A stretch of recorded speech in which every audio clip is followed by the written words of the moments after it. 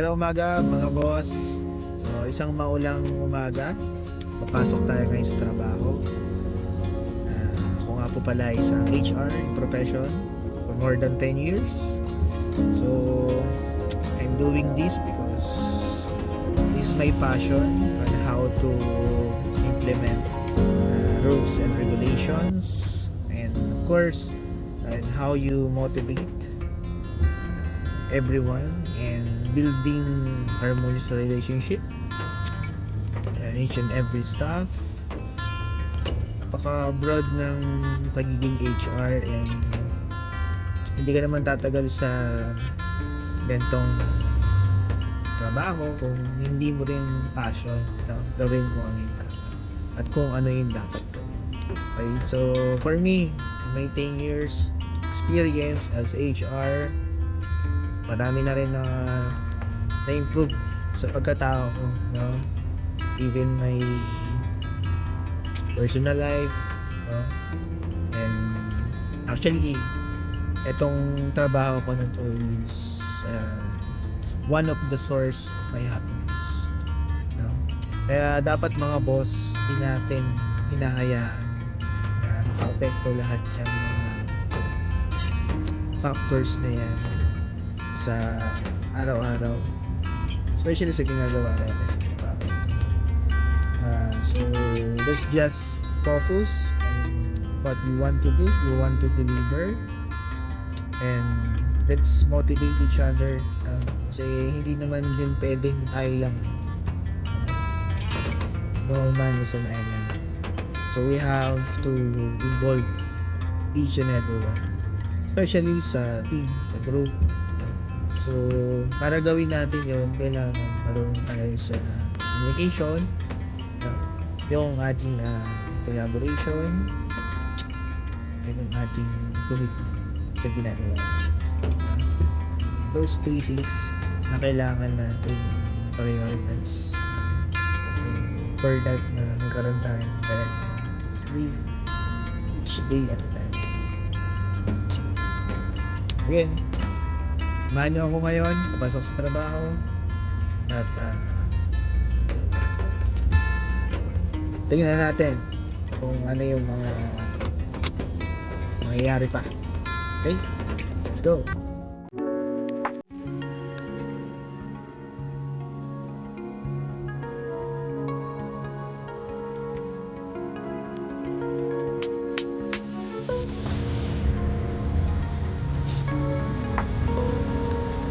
Good morning!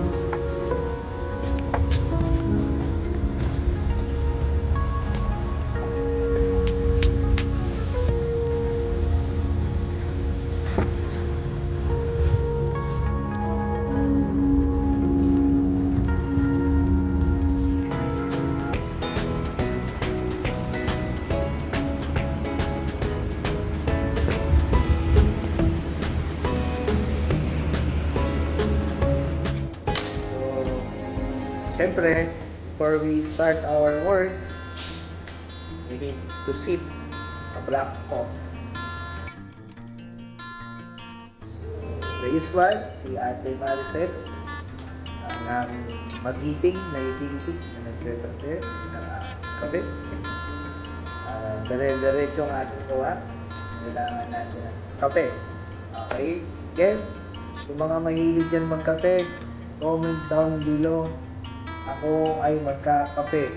Type nyo dyan sa baba. Ako ay magkakape.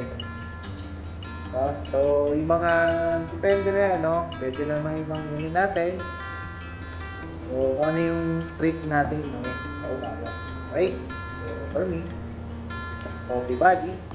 So, kailangan natin ng coffee para makili lang tayo. Para mas mag-report pa na maayos. Natin, tulong siya sa atin, mag-isip. So, syempre, magiging HR, no? Medyo daming inisip, maraming kailangan gawin. Common na dyan yung mga re-resolve ba yung project, re-release sa atin.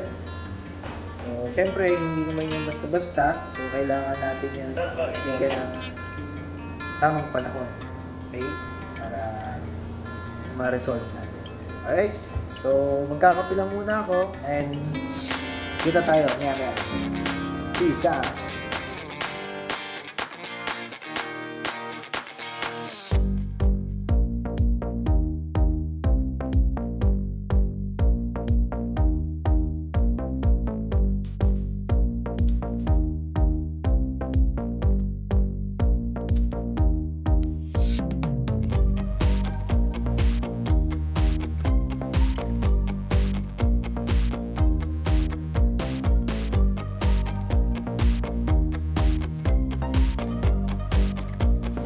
Mga boss, tapos na naman isang kabuluhan natin sa trabaho.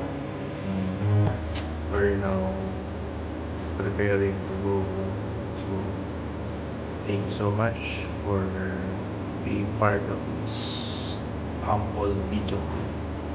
And before I end this, I would like to thank first people behind this. May admin team. Shout out to Kara, Ate Maricel, and to Ronnie Boy. Mga boss, thank you so much dun sa mga taong sumuporta and tiwala.